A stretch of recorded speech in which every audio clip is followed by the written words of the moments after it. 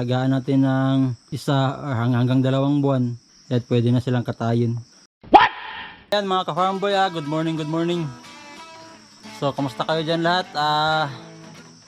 Binabati ko lahat ng mga followers natin dyan at mga viewers natin. Good morning sa inyong lahat dyan. So ngayon mga ka-farm boy ay nandito naman tayo sa ating farm.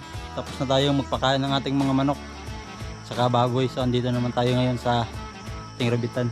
So mga ka-farm boy, update ko lang kayo dun sa rabbit natin na nanganak. So ito siya. Ayan yung anak niya. Naka-recover agad siya sa pagpanganak niya kasi konti lang ata yung anak niya. Hindi ko pa nabilang mga ka-farm boy kasi pero nakita ko kahapon na gumagalaw, parang 5 lang ata yun or 6. So ayan, madali lang siya naka-recover. Malakas na kumain ulit. So ngayon is magkapakain muna tayo, no? Kasi hindi ko pa napakain yung iba.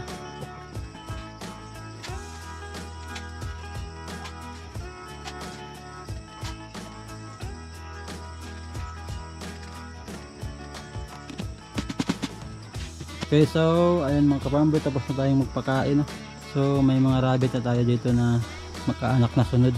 Ito hindi pa natin ito napakastahan. Siguro bukas na lang siguro.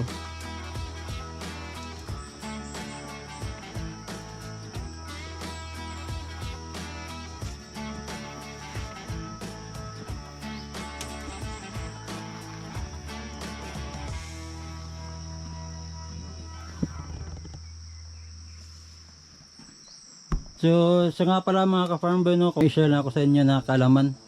Yung mga rabbit pala natin mga ka-farm boy is nagbubuntis nga pala sila ng 30 days. Nagbubuntis sila sa loob ng 30 days. So, mabilis lang sila manganak, no? So, yung pag-aalaga naman nila sa mga kids nila is maabot ng 30 days din. Nagwawalay tayo sa mga kids nila is 30 days. Kaya yung ano pala, yung mga tawag pala sa mga anak nila is kits. Kung sa baboy is piglet, sa rabbit yung tawag sa mga anak nila is kits.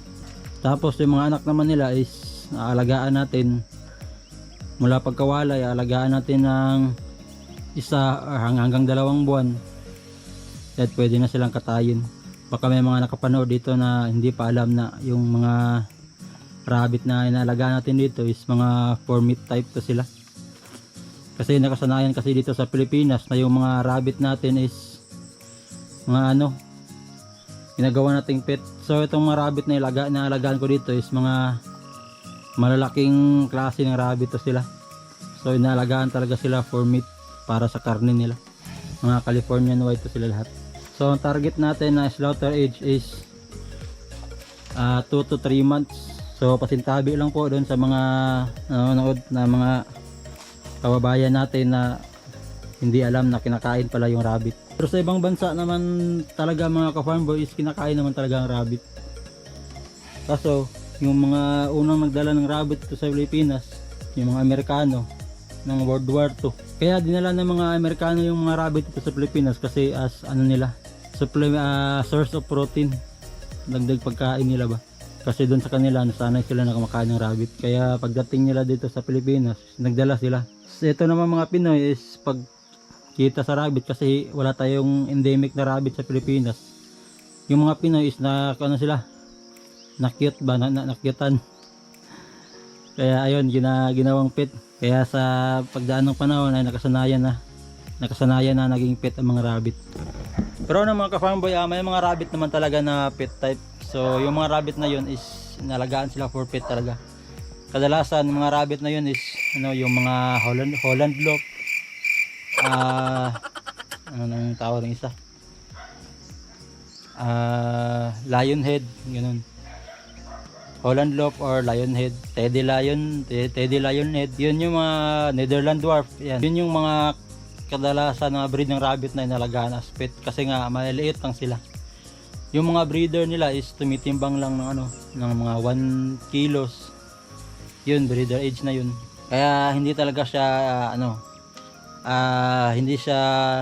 hindi siya mainam na gawing karnihin kasi nga maliliit lang sila. So itong mga rabbit natin na mga Californian is dating ng pagdating ng slaughter age nila na 2 to 3 months, mitimbang na to sila ng 2 to 3 kilos. Mataas din yung meat recovery nila kasi nga yung mga inaalagaan natin dito is mga Californian White. Kilala talaga yung mga Californian White as ginagamit talaga siya for meat talaga kasi nga yung mataas ang kanyang meat recovery. So marami tayong mga followers dyan na nagtatanong na. Actually matagal na silang yung iba nakapag-reserve na. Kaso wala. Ngayon lang talaga tayo nakapag-produce. Mga kaibigan tayo na umorder na sa atin dati pa. Ngayon balak naman nilang kumuha ulit. So maghantay lang tayo sir. Mga sir, makakapag-release din tayo. So ayan mga ka-farm boy, yun lang ang update dito sa ating rabitan. Maraming salamat sa panonood ng aming mga videos at doon nga pala sa mga bago pa lang napadpad dito sa page natin is nagustuhan niyo naman ang aming mga videos. Sana naman po ay i-follow niyo po kami at i-like niyo po ang aming mga videos. Pwede niyo na ding i-share sa mga kaibigan niyo para marami pang makakaalam ng ating mga ginagawang mga video dito. So yun lang mga ka-farm boy, paalam. Bye bye.